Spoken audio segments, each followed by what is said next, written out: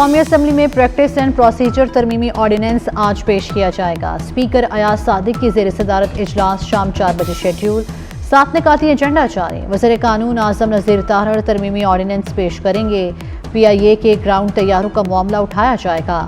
عالمی رینکنگ میں پاکستانی عدلیہ کا 129واں نمبر ہونے پر توجہ دلانے کا نوٹس بھی ایجنڈے میں شامل۔ ارکان نقطہ اعتراض اور توجہ دلاؤ نوٹس پر اظہار خیال کریں گے۔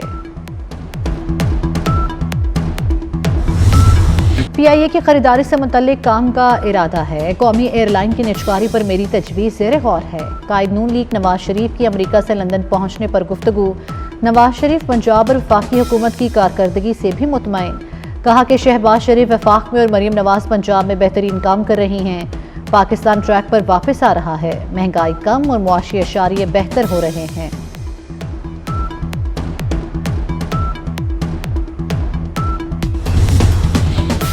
پنجاب حکومت کا پنجاب ایئر کے نام سے نئی ایئر لائن لانچ کرنے کا فیصلہ۔ ذرائع کے مطابق پنجاب ایئر لائن نجی سرمایہ کاروں کی شراکت سے لائی جائے گی۔ پنجاب حکومت کے شیئرز بھی ہوں گے۔ فیزیبلٹی پر کام شروع کر دیا گیا۔ پنجاب حکومت PIA نہیں خرید رہی، جھوٹی خبریں پھیلائی جا رہی ہیں۔ سینئر وزیر مریم اورنگزیب کا موقف۔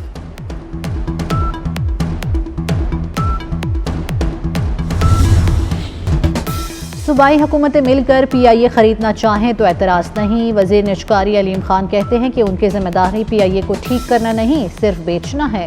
PIA قوم کا اثاثہ ہے، اونے پونے داموں نہیں بیچ سکتے۔ قومی ایئر لائن کا خسارہ عوام نہیں اٹھا سکتے، اس لیے بیچ رہے ہیں۔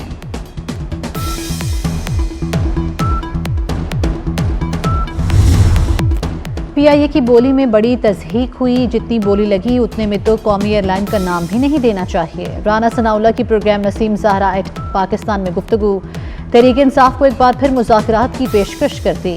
کہا بانی PTI سے جیل میں بات کرنے کے لیے تیار ہیں۔ تحریک انصاف مذاکرات کے لیے ایجنڈے بنائے۔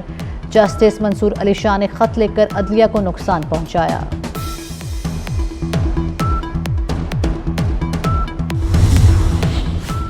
وزیر اعظم کی غیر ملکی بزنس گروپس کو پاکستان میں سرمایہ کاری کی دعوت۔ شہباز شریف نے کہا پاکستان میں بیرونی سرمایہ کاری کا فروغ اولین ترجیح ہے۔ معیشت بہتر ہونے سے سرمایہ کاروں کے اعتماد میں اضافہ ہوا۔ SIFC کے ون ونڈو آپریشن کے ذریعے بہترین سہولتیں فراہم کر رہے ہیں۔ وزیر اعظم سے لاہور میں برطانیہ کی معروف کاروباری شخصیات نے ملاقات کی۔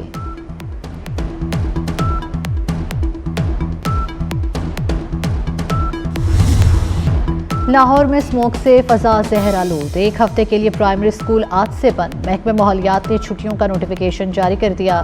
نرسری سے 5ویں جماعت تک تمام نجی اور سرکاری سکولز بند رہیں گے۔ فیصلے کا اطلاق 4 سے 9 نومبر تک ہوگا۔ سینئر صوبائی وزیر مریم اورنگزیب کہتی ہیں اسموک کا مسئلہ بھارت سے بات کیے بغیر نہیں حل ہو سکتا۔ انسداد اسموک کے لیے سخت اقدامات ناگزیر ہیں۔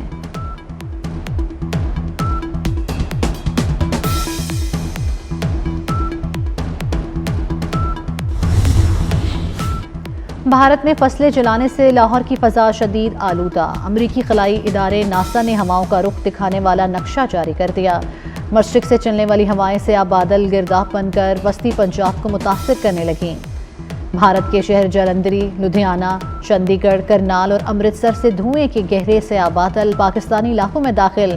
بھارت سے چلنے والی ہواؤں کی رفتار 2.5 سے 7 کلومیٹر فی گھنٹہ ریکارڈ کی گئی۔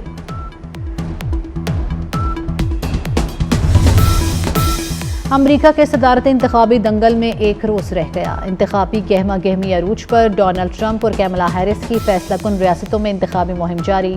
قبل از وقت ووٹنگ میں ریپبلکن امیدوار ڈونلڈ ٹرمپ کو مخالف ڈیموکریٹ امیدوار کیملا ہیرس پر کئی ریاستوں میں برتری حاصل۔ ارلی ووٹنگ میں اب تک 7 کروڑ 36 لاکھ سے زائد ووٹ کاسٹ کیے جا چکے۔ 7 میں سے 5 ریاستوں میں ٹرمپ اور 2 میں کیملا ہیرس کو برتری حاصل۔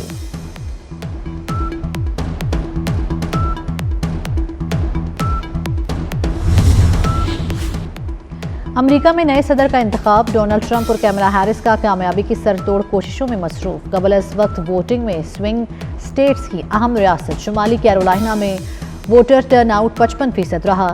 ریپبلکن امیدوار ڈونلڈ ٹرمپ نے شمالی کیرولائنا میں اپنی جیت کا دعویٰ کر دیا۔ حکومت پر تنقید کرتے ہوئے کہا کہ بائیڈن انتظامیہ نے ملکی معیشت کو تباہ کر کے رکھ دیا۔ صدر منتخب ہوا تو ملک سے مہنگائی ختم کر دوں گا۔ ڈیموکریٹ امیدوار کیملا ہیرس کہتی ہیں ڈونلڈ ٹرمپ صدر منتخب ہوئے تو ملک عدم استحکام کا شکار ہو سکتا ہے۔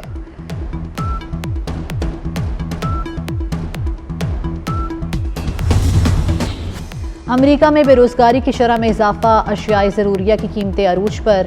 امریکہ میں 1.10 کروڑ سے زائد غیر قانونی تارکین وطن آباد۔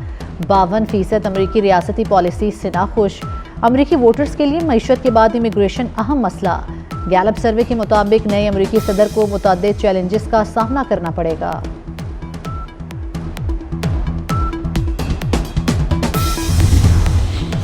ون ڈے سیریز میں پاکستان اور آسٹریلیا کے درمیان میلبرن میں آج پہلا میچ ٹاکرا۔ آسٹریلیا کے خلاف پہلے ون ڈے کے لیے پاکستان کے پلینگ 11 کا اعلان۔ قومی ٹیم میں سائم ایوب، عبداللہ شفیق اوپنرز ہوں گے۔ کپتان محمد رضوان، نائب کپتان سلمان علی آغا ہوں گے۔ سابق کپتان بابر اعظم، کامران غلام ٹیم میں شامل۔ محمد عرفان خان نیازی، شاہین آفریدی بھی ٹیم کا حصہ۔ فاسٹ باؤلر نسیم شاہ اور حارث رؤف بھی 11 رکنی ٹیم میں شامل۔ جو اچھا کھیلے گا وہی ٹیم میں رہے گا، نئے آنے والے نوجوانوں کے پاس مواقع ہیں۔ قومی کرکٹ ٹیم کے کپتان محمد رضوان نے کہا ہے کہ ماضی کو بھول کر آگے بڑھنا ہے۔ پاکستانی ٹیم کو پوری دنیا سپورٹ کرتی ہے، انہیں مایوس نہیں کرنا۔ بابر اعظم، شاہین، نسیم شاہ اور امام نے پاکستان کے لیے بہت اچھا کھیلا۔ ہانگ کانگ میں سری لنکا نے سپر 6 کا فائنل جیت لیا۔ پاکستان کو 3 وکٹوں سے شکست۔ سری لنکا نے 73 رنز کا ٹارگٹ 5 اوور میں حاصل کر لیا۔ پاکستان کی ٹیم 72 رنز بنا کر آؤٹ ہو گئی تھی۔ قذافی اسٹیڈیم لاہور کی اپ گریڈیشن کا منصوبہ 50% کا مکمل کر لیا گیا۔ انکلوژرز اور مین بلڈنگ کے فلورز پر تعمیراتی کام تیزی سے جاری۔ Chairman P C B Mohsin Naqvi کا قذافی اسٹیڈیم کا دورہ، منصوبے پر پیش رفت کا جائزہ لیا۔ محسن نقوی کا تعمیراتی کام میں پیش رفت پر اظہار اطمینان۔ چیئرمین پی سی بی کی زیر صدارت FWO کے کیمپ آفس میں اجلاس، ڈرائنگز کے ذریعے پروجیکٹ کے خندوخال کا جائزہ لیا گیا۔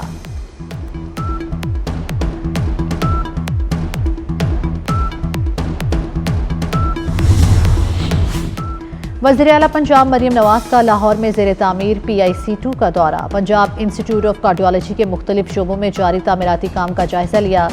ہسپتال جلد فعال کرنے اور مشینری فوری فراہم کرنے کا حکم بھی دے دیا۔ کہا PIC 2 بننے سے امراض قلب کے مریضوں کی مشکلات کم ہوں گی۔ ہر ضلع میں کارڈیالوجی کی سہولیات کے منصوبے پر کام جاری ہے۔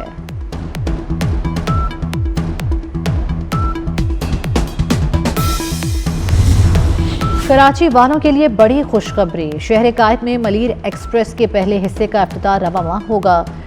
جام صادق پل سے کاٹھور تک 3 پل اور 1 انڈر پاس بنایا جائے گا۔ منصوبے کی مجموعی لمبائی 39 کلومیٹر، 6 انٹرچینج، 2 ٹول پلازے بھی شامل۔ وزیر اعلیٰ سندھ کا میئر کراچی کے ساتھ ایکسپریس وے اور شاہ فیصل انٹرچینج کا دورہ، پروجیکٹ ڈائریکٹر نے تعمیراتی کام بارے بریفنگ دی۔ پروجیکٹ 30 جولائی 2025 تک مکمل کیا جائے گا۔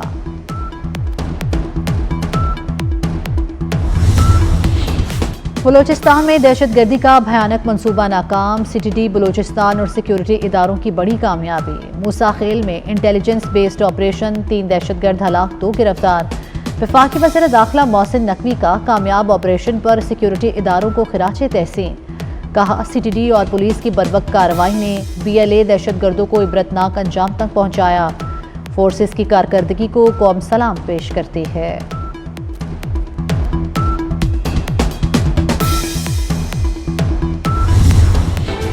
اسرائیل کی غزہ میں دہشت گردی اور فلسطینیوں کی نسل کشی جاری، غزہ میں صہیونی فورسز کی وحشیانہ بمباری میں مزید 55 فلسطینی شہید ہو گئے۔ اسرائیلی فوج نے مغربی کنارے سے 20 فلسطینی نوجوانوں کو گرفتار کر لیا۔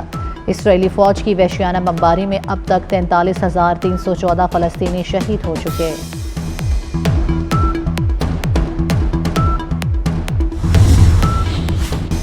سعودی پرو لیگ کے دلچسپ مقابلے جاری، القادسیہ فٹ بال کلب نے الاتحاد کو 2-0 سے ہرا دیا۔ القادسیہ کلب نے پہلا گول 12ویں اور دوسرا 45ویں منٹ میں کیا۔